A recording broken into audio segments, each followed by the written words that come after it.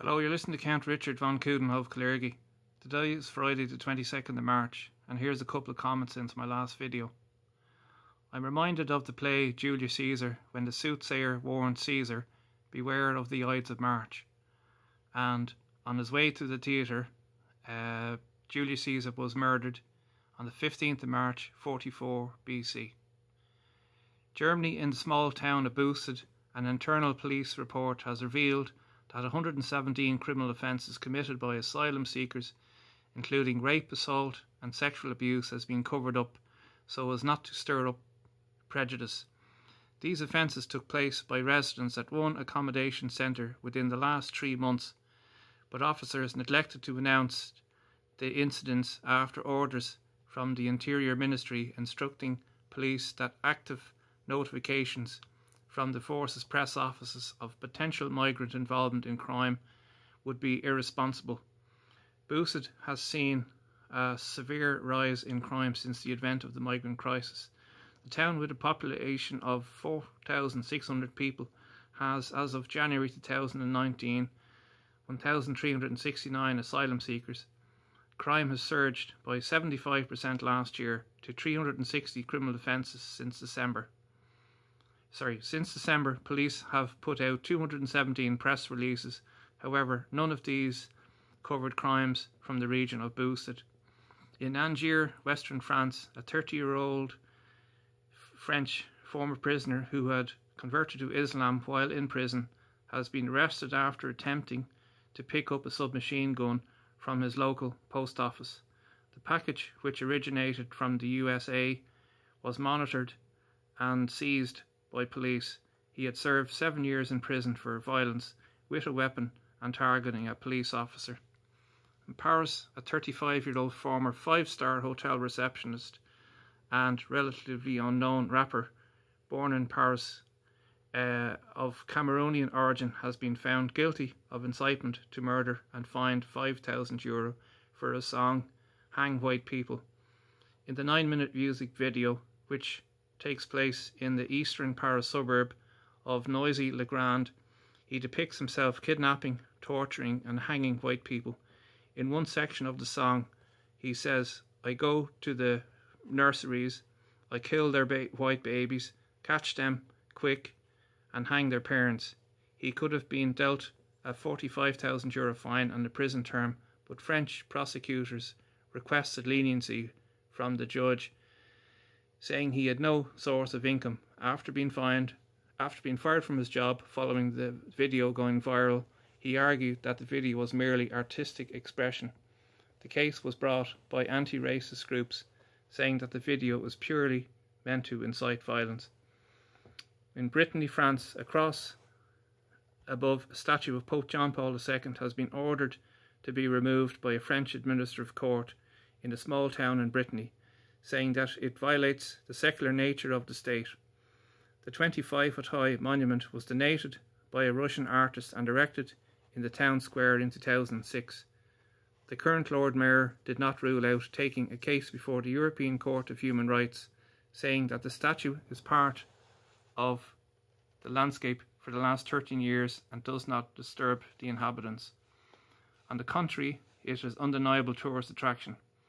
Hungary has offered to take the cross and put it in a secondary school, with the Hungarian foreign minister saying, "Is it really true that in the 21st century Europe we are removing a Christian symbol? Is everyone entitled to religious freedom except Christians?" Hungarian Prime Minister Viktor Orbán also criticised the EU leaders, telling a conference on Christian persecution, "The greatest threat to Europe today is the indifferent silence of the European elite, who are renouncing their Christian roots, despite the fact that the fate of the Middle Eastern Christians should wake up Europe to the fact that they, no matter how unbelievable it may seem, what happened to them could happen to us." On a personal note, this is something that I happened to mention to a priest after attending a Good Friday service last year. The threat of a 7th century ideology posed to Europe, and with an increasing number of, especially due to the migrant crisis. What is prevalent, the Christians of Western Europe being persecuted the same way that the Christians of the Byzantine Empire, he was quite a bit taken aback, but he did concede that on a visit to the Vatican last year with some other priests, one of them said someday this could be a mosque. The greatest strength in Christianity is its tolerance, and is also its greatest weakness.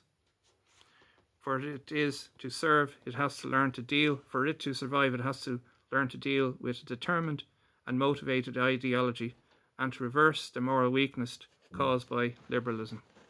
Uppsala University, a new study claims that Muslims born in the West are more prone to Islamic extremism due to a perceived sense of being disadvantaged, and were more likely to see themselves as Muslims first and become angrier over perceived anti-Muslim injustices.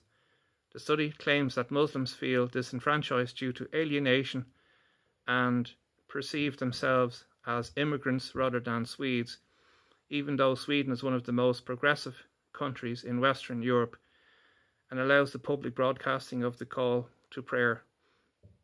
An Archbishop of Stockholm even suggested that churches make prayer rooms available to accommodate Muslims and to take down crosses. The report concluded that Muslims born in the Western world admitted to a greater willingness to use force to defend Muslims around the world and prone to extremism, and yet Muslims in the Western world are treated far better than non-Muslims in the Islamic countries. Surely some of the alienation comes from an ideology that forbids having the Jew and the Christian as friends, and may come from backgrounds that lag behind in competition, talent and the ability, thus becoming embittered by what they can achieve by honest and fair labour. In New Zealand, in the wake of the last week Friday's terrorist attacks, in which the death toll has now reached 50 people, it is the first major terrorist attack in the Western world since the terrorist attack in Quebec, in which 6 Muslims were killed over 2 years ago. This terrible incident has dominated the media all week and will continue to reverberate for a long time to come. This is in contrast to the murders committed by Muslim terrorists worldwide. For instance, on the Monday before the New Zealand attack, 46 Christians, including the priest, were murdered and over 100 houses were set on fire in a small Nigerian town by Islamic terrorists. If you take France, 261 people have been murdered and many more injured in less than 4 years by Muslim terrorists. In a newly released book by a Spanish MEP and president of the Foundation for the Victims of Terrorism, has revealed that between the year 2000 and 2018, 753 people have been killed by Islamic terrorists. The study also reported that 1,115 Europeans have been killed outside the European borders. Far left and far right terrorists have killed 13 people and 14 people, respectively. Further analysis by another group, the Heritage Group, found that since 2014, attacks by Islamists in Europe killed 357 people and injured 1,678. In a recent BBC question and answer session, it was revealed that since 2001, 75% of all terrorist attacks worldwide have been committed in 25 of the 50 Muslim majority countries and in the world, and in the last 30 days there has been 120 Islamic terrorist attacks in 21 countries, which killed 725 people and injured 782. Not making light of this by any means, the massacre in the New Zealand, but it does appear to me that this tragedy will be used by some and turn it into an opportunity. And now for some domestic issues. Gemma Doherty's anti-corruption Ireland movement has come under attack from some extreme left-wing groups who bombarded 2 Cork hotels with emails and phone calls calling on them to cancel their booking. The Imperial Hotel in Cork and the Maritime Hotel Bantry have cancelled their bookings, picking on someone who was prepared to tackle the multinational giant Google over the cancellation of her live stream by staging a sit-in for over 13 hours and getting them to overturn the decision takes a strong character. Something her openness or opponents, especially the one from Cork, lack could have its consequences. Unlike the Pila Hotel, which allowed the meeting take place with the general manager of the hotel receiving a standing ovation from the crowd for not buckling under the harassment of the lefties and anti-racist groups. It is a pity that the Cork Hotel did not show the same courage. Good news for Rusky, with a decision to turn down the Shannon Key West into a direct provision centre being shelved on technical issues. It also worth noting that David Stanton, interviewed on the News at 1 today, said that it is still a suitable location for a direct provision centre. I noticed that the Social Democrat still haven't removed that Malawian spoofer listed as one of their candidates, even though there has been no notifications on the media, and the reluctance of the candidate to engage in any more media interviews is interesting. News you're seeing at the moment: German prosecutors in Frankfurt have said that they have detained 10 people on suspicion of plotting an Islamist attack involving cars and guns and knives, with the aim of killing as many infidels as possible. The plan was already well established when police foiled the attack. €20,000 was discovered at the scene. As a follow-up to earlier comments, the New Zealand broadcast the Islamic call to prayer today at 1:30, followed by a minute's silence nationwide, with the Prime Minister attending a service wearing the veil at the Al Noor Mosque near Hagley Park, along with thousands of others, including other non-Muslim women wearing the veil under the scarves in solidarity, under the hashtag under the scarves in solidarity.